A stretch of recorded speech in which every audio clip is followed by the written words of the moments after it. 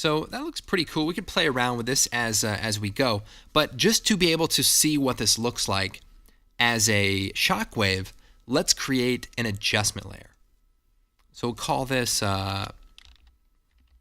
shockwave polar, and we'll type in the effect called polar coordinates. And we'll put this on the adjustment layer. Then if we turn the interpolation up, set this to rectangle to polar, we're going to start seeing a bit of this shockwave. All right, so that looks pretty cool. So this is kind of the basic idea. We have this first layer of our shockwave, and let's go ahead and turn off the filter for the shockwave, and let's create another copy. So hit Control D or Edit, Duplicate, and we'll set it to screen. And now we want to offset some of the settings here. So I want to create one that is maybe a little bit faster. So we'll take the keyframes, select them, and move them closer. Let's also go to the fractal noise effect and maybe turn the random seed to something different. Maybe change the speed of the evolution to say 250, and that will basically make it animate a little bit faster. And maybe even play around with the feathering. So let's see, let's have the feathering turned up a little bit more initially. And our offset, let's see if we can maybe get that to move a little bit faster by moving that offset position down. So this is kind of creating multiple levels of the fractal noise. And we can even play with the complexity of the fractal noise, which will, add a little bit more detail. We could even change the scale. This is really where you can start being creative. You could turn the contrast down, and you can have some fun with that. Let's go and make one more copy. So we'll take the bottom copy. I want to start from that original copy, Control D, and we'll put it at the very top, set it to screen. And for this copy, I want to make some pretty substantial modifications to this. So again, let's go to the options, change the random seed, and we're going to add another cool effect. This effect is called CC Glass. And we're going to take it, we're going to apply it directly below the fractal noise. And we're going to go to the surface and turn the bump map layer off. And what this will do is use itself as the bump map layer. So if we set the displacement to a negative value, you can see we start choking that fractal noise and creating kind of almost a more of a liquidy type of effect. And so now if we turn them all on, maybe we have to add a little contrast to a few of these. We can see a much different effect. Now for this particular one, I want to go ahead and slow it down. So I'm actually going to take the keyframes and move them over a bit so that none of these shockwaves are going the same speed. We want them to all be slightly at a different speed so it looks like there's more detail. And now let's go and turn on the shockwave polar coordinates effect. Starting to look a little bit more organic, and look at that. That's pretty cool looking. And you should probably check out the color vibrance effect. It's a free plugin that we created that really helps colorize elements inside of After Effects. In fact, I know I said I didn't use any third-party plugins, but that wasn't true. And that is the color vibrance effect. So we'll drop that on here, and we can just start playing around with the colorization. We can turn up the brightness. All right, so we've got the basic shockwave ready to go. And if I take the copy that we added our CC Glass, we can maybe punch this up a little bit more, maybe turn the height up, which will give it a much more kind of a liquidy effect, and maybe brighten it up even. Now, at this point, we don't actually need the colorization because we're going to probably do that in a separate pass, but that just kind of helps see how it's coming along. All right, so there is one technical issue, and that is we can see a seam. There's a seam right here where the circle effect comes together. Now, there's a lot of different ways to fix this, but I've actually come up with a really simple way. So if you've ever done a seamless background, or you're trying to tile something that doesn't wrap, here's a really, really cool trick. So create an adjustment layer and come over here and type in offset. Drop this onto the adjustment layer and offset the layer over. So as we slide it over, we can see the seam is now in the middle. And it's pretty noticeable, right? And so what you're going to do is take a mask, and on that adjustment layer, we're going to draw a box around the seam. So just like that. And then we're going to set the mask to subtract, then hit F, or bring up the mask feather properties. Hide the mask real quick.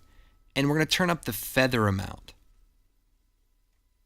So what we've done is we've offset it so that we can find the seam, and then we subtracted that area out. So essentially, we have now created a perfectly seamless shockwave effect. So watch this. If I take this and put this edge cleaning effect below the shockwave, now the polar coordinates effect will happen last, and we have completely eliminated the seam. All right, so let's go and move on to the next step. If you want to customize it more, you can go into the fractal noise and really just start playing around with the settings, like the scale of the noise will really make a difference. And now you'll notice the nice thing is that no matter what you do, everything is automatically tiling, so we don't have to worry about any seam issues that might come up. All right, so we've got our shockwave here. It's looking really good. But there's a couple of things we can do to make it a little bit more energetic, and that is to do a slight time remapping. So what we're going to do is take the SW comp and drop it into a new composition. And what I'm going to do is right-click and choose Time Enable Time Remapping. And what this will allow us to do is make this feel like a more explosive shockwave. So let's go to about right here, which is sort of the climax area, maybe about 15 frames in. And we'll set a keyframe. And check this out. And we'll take these two keyframes, the first and last keyframe, and we'll slide them over to maybe frame 7, or maybe frame 6. And this way it's going to be a lot faster. So if we select the value time remap, we can look at the graph view. So this gives us a little bit of an indication. We've sped up the first few frames, and so it's kind of going up the hill faster, and then it's going a little bit slower in real time.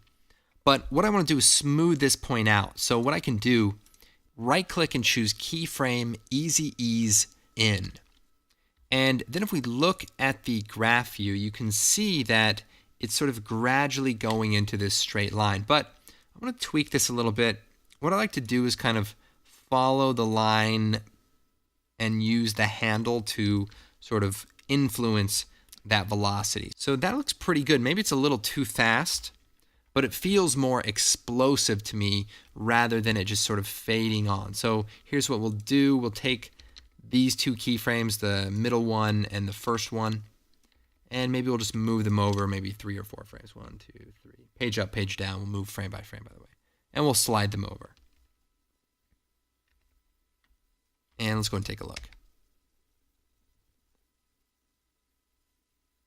The other thing we can do is we can actually scale this effect up.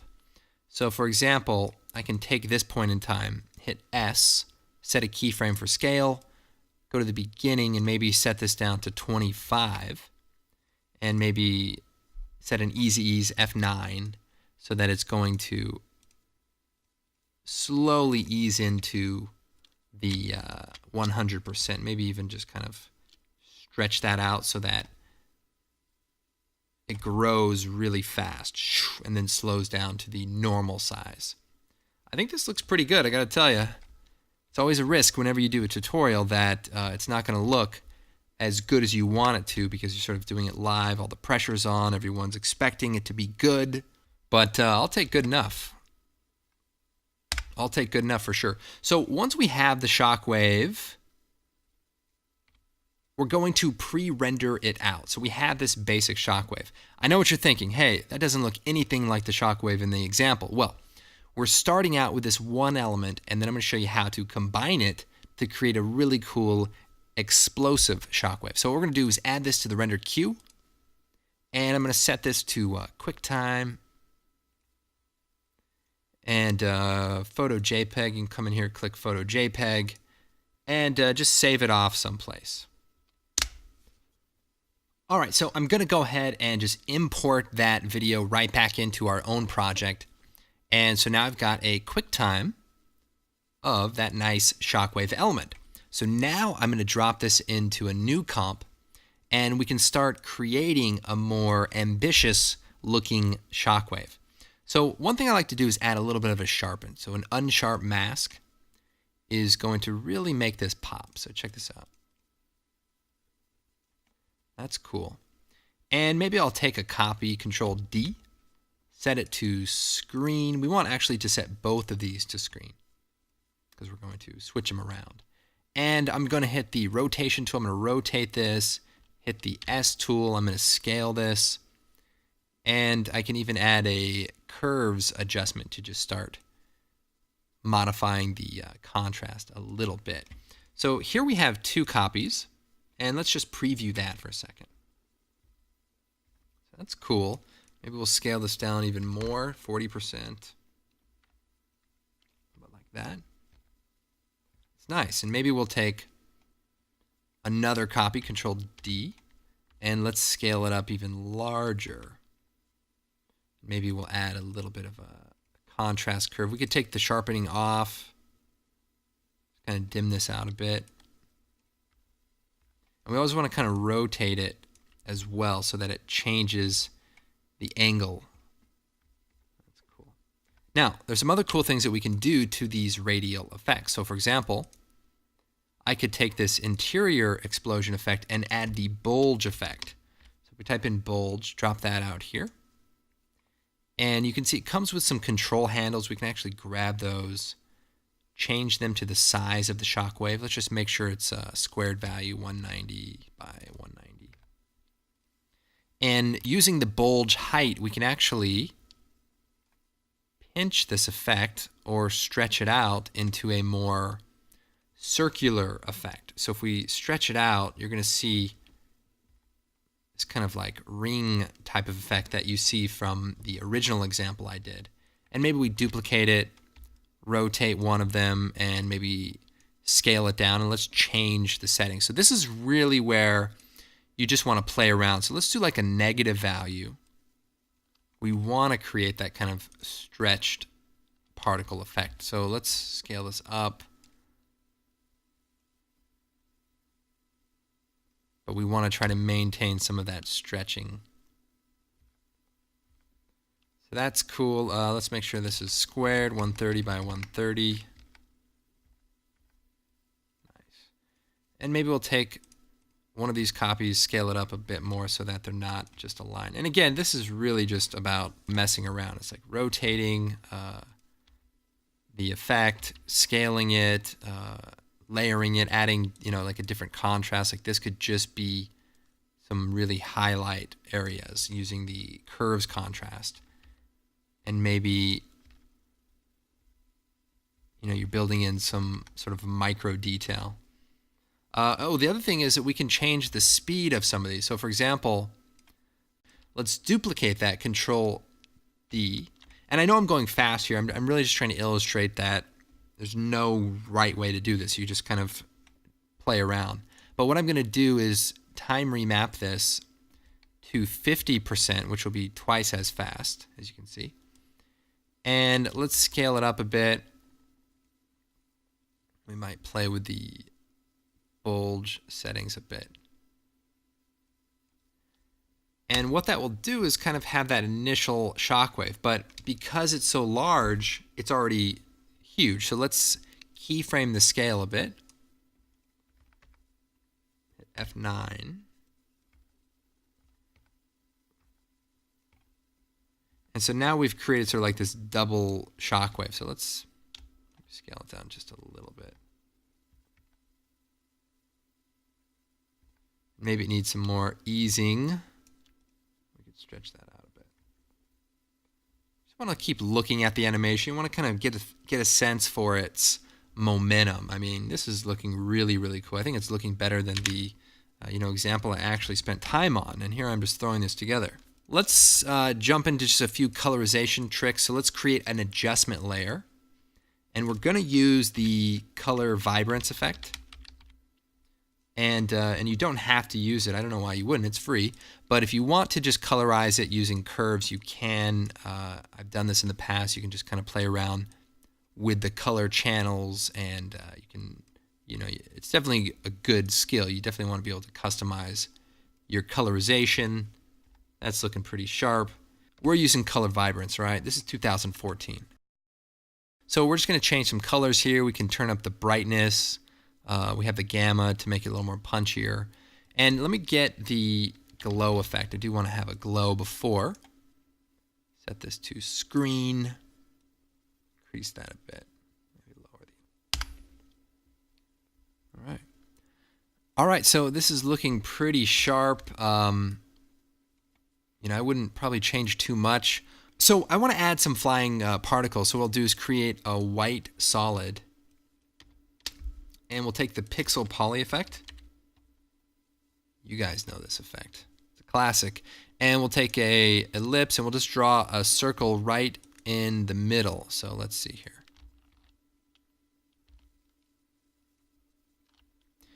And we'll turn the gravity off. We'll turn up the spinning to like 2. Direction randomness. Speed randomness. Definitely going to want some of that. And a lower grid spacing will make the smaller points. And if we wanted to add some motion blur, maybe we'll make this actually smaller. Seems like there's too many. We can add motion blur using force motion blur. And if you want less particles, just size down the shape of the area you're on. And then let's just drop this below. Check it out. So do you see that? With just a little bit of work, I actually made the design worse. So I'm really good at this.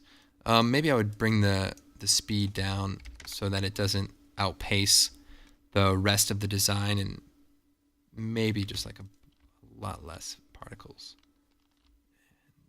And maybe smaller particles. If we make the grid smaller.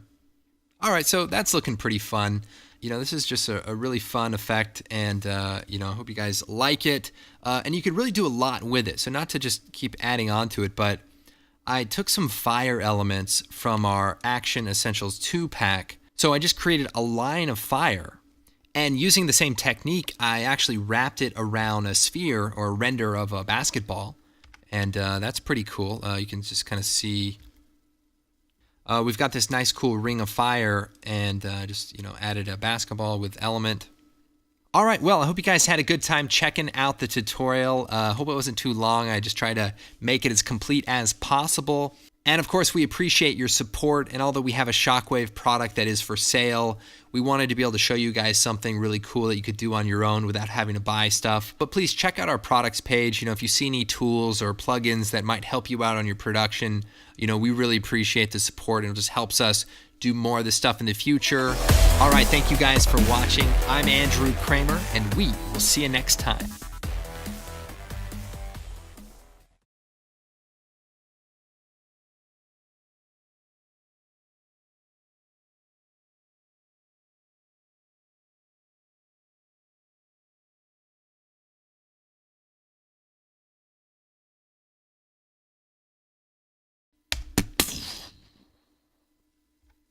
I better get out of here.